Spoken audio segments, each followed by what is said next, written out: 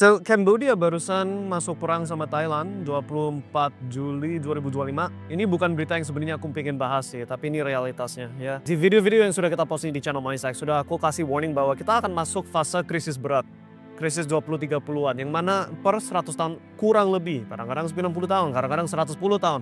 Nah, tapi kurang lebih per 100 tahun ada musim siklus ekonomi dunia besar, yang mana itu masuk winter, dan di winter banyak ekonomi susah, banyak krisis, banyak orang mati. Matinya itu tergantung krisis yang mana yang kita bahas. Kalau yang terakhir Great Depression, orang kelaparan, ada yang mati karena nggak bisa makan. Kemudian setelah itu, setelah Great Depression, si perang dunia, World War II, oke? Itu yang terjadi sebelumnya. Tapi sebelumnya lagi ada yang kayak Spanish flu atau jenis itulah. Sekarang kita ngomong di 2020-an, ini kan 2025. Menuju 2030-an ini udah matang banget, pohonnya udah siap hilang daun-daunnya, udah mau masuk winter. And buktinya sekarang mulai banyak perang muncul. Ukraina udah dari berapa tahun yang lalu. Apa yang lagi terjadi di economic war juga termasuk by the way. China mau masuk Taiwan, invasion ke Taiwan, sedangkan lawan Amerika ada trade war, perang antara Israel sama tetangga-tetangganya Israel. And yang baru ini 24 Juli, Cambodia sama Thailand. Nah, ini yang pertama di Asia. Oke. Kan waktu itu aku udah bilang di video sebelumnya ya, kita itu gak tahu perang ini akan berlakunya di negara mana. We don't know siapa saja yang konflik gitu loh.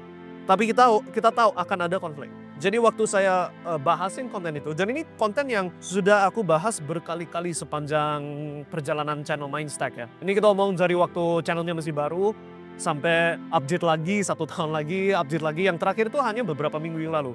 Right? Di semua video itu, dari dulu saya bilang, yang akan sangat penting itu justru kamu harus bisa bebas, gak tergantung sama pemerintah. Orang yang akan paling susah di masa krisis itu siapa? Orang yang tinggalnya itu di dalam kota, yang semuanya gedung-gedung tinggi, yang untuk dapat air tergantung sama pemerintah, untuk dapat listrik tergantung sama pemerintah, makanan gak bisa tanam sendiri karena kalau udah city, kota yang bangunannya apartemen semua, gak ada ruang untuk nanam-nanam, right? Gak bisa besarin sapi misalkan. Dari dulu saya bilang kalau kamu goalnya itu bikin duit, kamu juga harus pikirkan juga selamatin jiwa pakai ada lahan yang jadi tempat pertanian, ada sapi, ada ayam, ada vegetables, bla bla bla. Oke, itu yang dibutuhkan supaya kamu bisa bebas dari tergantungnya kamu ke pemerintah.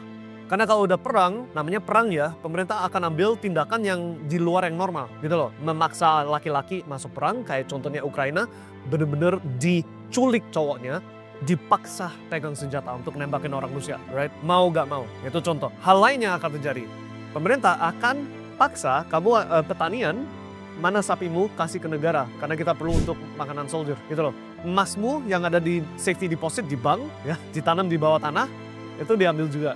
Nah, hal-hal seperti gini itu sangat amat bisa terjadi. Jangan pikir gak pernah terjadi. Ini udah secara historis terjadi berkali-kali. Dan jangan bilang, oh hanya negara yang gak jelas seperti gitu. Amerika pernah ngambil paksa emasnya masyarakat. Australia mau seberapa jelas lagi hukum negara seperti Australia. Australia itu salah satu negara yang korupsinya masih ada tapi paling kecil di antara yang negara lain. Australia pun ngambil paksa emasnya masyarakat. Ada rekam jejaknya, walaupun berapa puluhan tahun yang lalu ya. Yang mungkin paling recent kalau nggak salah Sri Lanka atau Pakistan yang ngambil emasnya masyarakat juga. Poinnya itu emas diambil, resources diambil. Ini semua dengan alasan harus biayai negara untuk bisa perang, right? Kamu harus bisa hidup itu kayak tersembunyi. Nah itu yang kita fokusin ketika kita udah hasilkan banyak duit nih.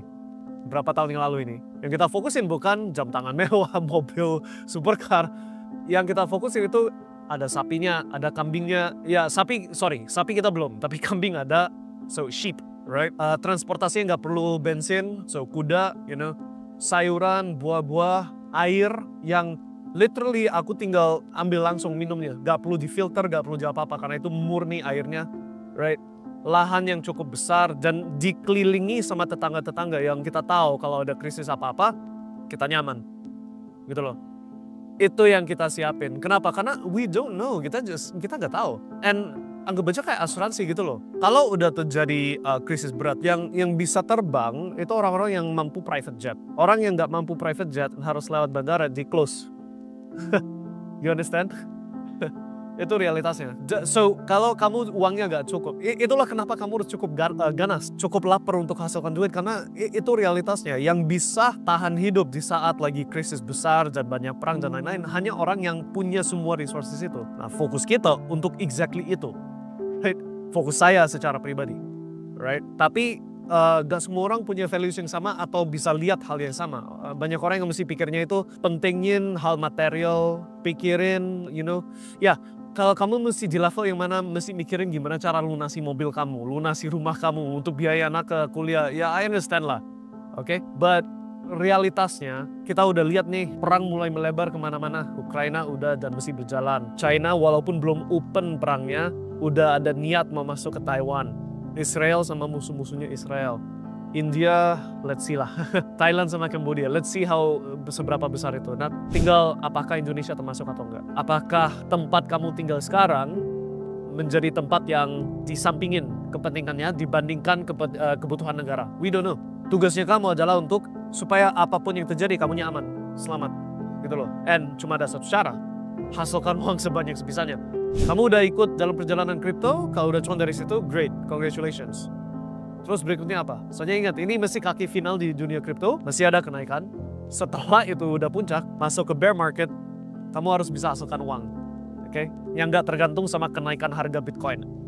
Sebagai contoh, karena di fase yang turun, kamu harus bisa hasilkan uangnya itu berbagai macam cara. Nah, kalau kamu tanya ke saya, apa itu jalur yang paling enak saat ini? For me, it's online. Karena online itu gampang dipindah tempatnya. Kalau misalkan negara A itu hari ini aman, besoknya harus naik pesawat private jet buat kabur, online business school mesti bisa dibawa. Gampang, tinggal mau itu pakai Starlink, mau itu pakai apa, ada jalurnya. Kalau bisnisnya fisik, offline, kalau area itu kena kompromi, udah berarti ditinggalin. Oke? So for me it's online yang mesti the best. Selain dari itu, of course kalau modal kamu sesuai, selalu ada kesempatan untuk naruh duitku di mana ini. Kemarin kripto, dan beberapa bulan ke depan masih kripto. Setelah itu apa? Apakah emas? Apakah, hal-hal seperti gitu kamu harus mulai ada pikiran, ada persiapan. Oke? Itu kenapa juga di dalam komunitas kita, di live call yang kita mengadakan setiap minggu, kita fokusnya itu sekarang bukan murni cuma kripto doang, tapi udah mulai melebar ke hal kayak income, ke hal yang bukan tentu kripto, gitu loh. Karena ini sesuai dengan kebutuhan sekarang. We are di tahap siklus yang mana kenaikannya kripto itu cuma beberapa kali lipat lagi, gitu loh. So, mulai dari sekarang harus ada persiapan yang lain-lain itu. Nah, balik lagi ke topik perang, oke? Saya sih gak minta perang datang ke masyarakat Indonesia. Saya berharap bisa damai. Ya mau ekonomi susah, mau market susah, mau hidup susah, tapi setidaknya nggak sampai tembak-tembakan ya. Itu yang ku harap. Tapi realitasnya ada histori, rekam jejak per 100 tahun ada perang besar. Perang atau krisis, gak selalu perang. Kadang-kadang itu pandemic gitu loh.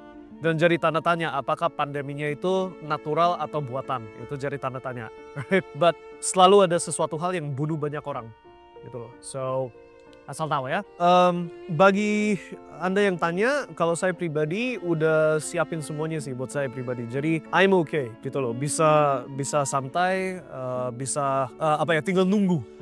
Kalau beneran terjadi, udah siap. Kalau gak terjadi, gaya hidup saya sudah enak dari awal. Very natural, dilingkungi sama alam. Airnya air murni, makanannya makanan super fresh dan sangat sehat.